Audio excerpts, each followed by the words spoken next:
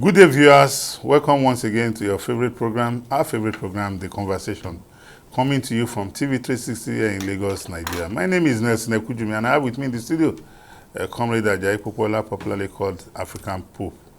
Yes, like we all know, the Comrade Pope, you are welcome to the program today. Thank you.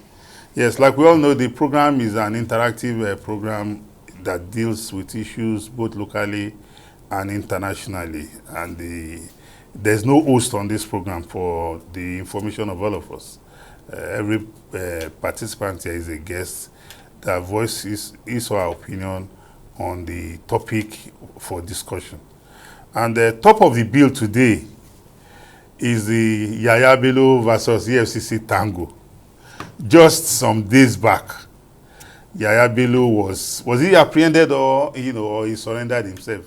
But be that as it may, Yahaya Bello is now in the custody of the EFCC, courtesy of a court order. Yahaya Bello was arraigned in before a federal high court in Abuja, and he applied for bail through his counsel, Joseph Daudu, and the courts remanded him in the custody of the EFCC for the next 2 weeks.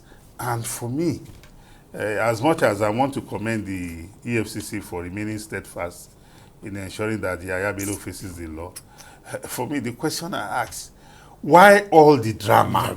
All this why? All this why? See, the guy is, like I said, we said it on this platform. On this platform, yeah. That he is a disappointment, to his generation.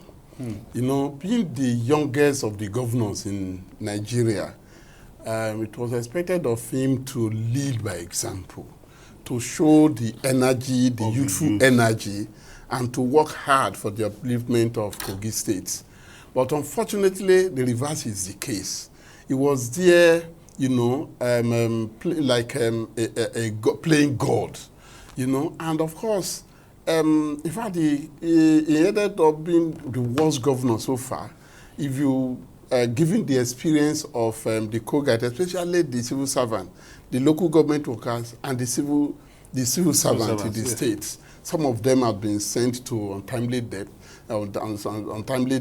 Some of them are in serious health conditions today, courtesy Yahaya Bello's misgovernance and maladministration in the state.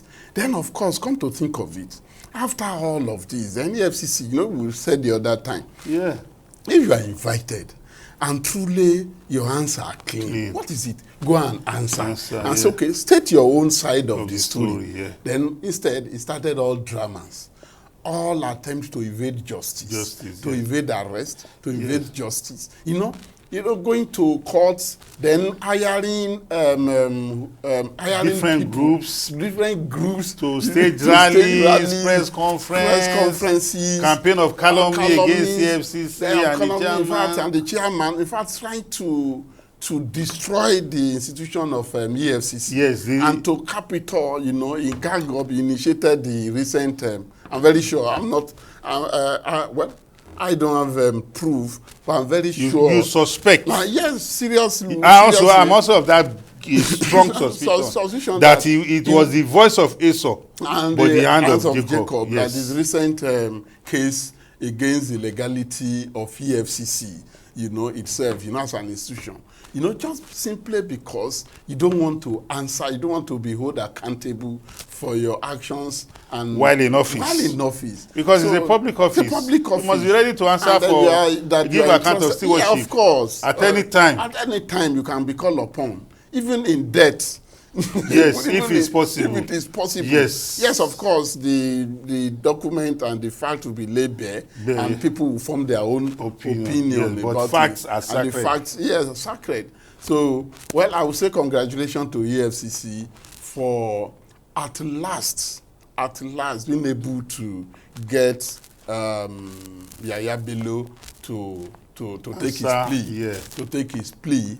And in fact, That's our justice system anyway. It's a billable offense. But having punished the court, having wasted the judicial time of the court, no, even the court itself. Okay. Yes, because the court sat severally, and the court even had to make an order that he must appear physically. So yes. having wasted so much time of the court, then having caused it tried to cause international embarrassment for Nigeria. Because, and for me, the good thing about this case is that a lot of times when you see videos of people arrested and who EFCC were able to secure their conviction in court, the normal joke is that why are they running after these ones? Why can't they go and catch Yahaya Bello? As if EFCC is the one hiding the man from the law. So I think this has gone to shut up the mouth of those who have turned the fight against corruption to them. Yahaya Bello made it look as if it was a laughing, it was a joke. But the EFCC chairman insisted that, look, if this is what will cost me my job, yes, I would rather resign than allow this man not to come and answer for how he ran his office in 8 years. And for me, it's a good development for our fight against corruption, knowing fully well that, the initial charge against Yahaya Bello was about 80 billion. No, but now it has increased to 110 billion naira.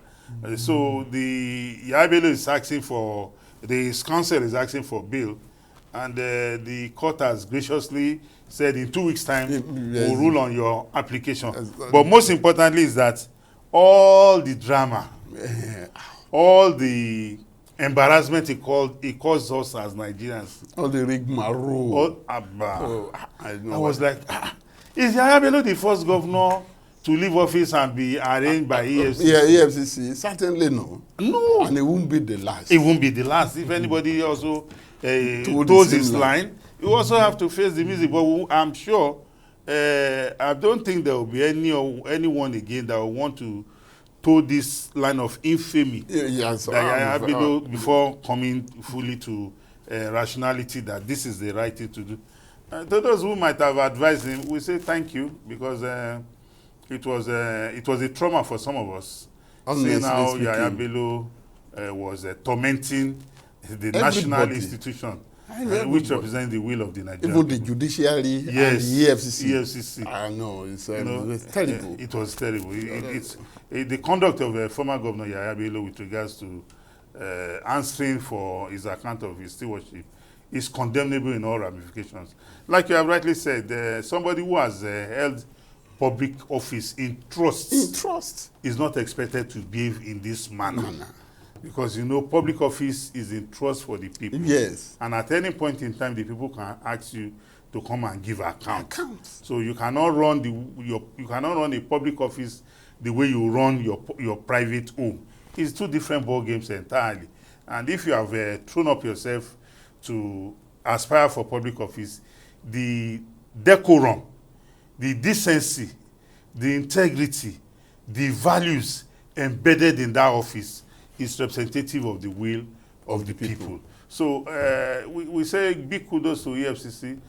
We look forward to Yahaya Bello's day in court. But we want to plead with the judiciary, the court now, to expedite action beyond the bail matter, to even expedite action on the trial proper, so that if he's found guilty, he should be sent to jail, as quickly as possible. But at the end of the day, if he's not guilty, let him be set free. But we'll implore the court. We'll wait and see how it pans out. Well, ladies and gentlemen, this is where we want to call it a wrap on this first stanza of the program, The Conversation, coming to you from TV 360 here in Lagos, Nigeria. We'll go on a short break and we'll be right back. Please continue to watch The Conversation coming to you from TV 360. We'll be right back.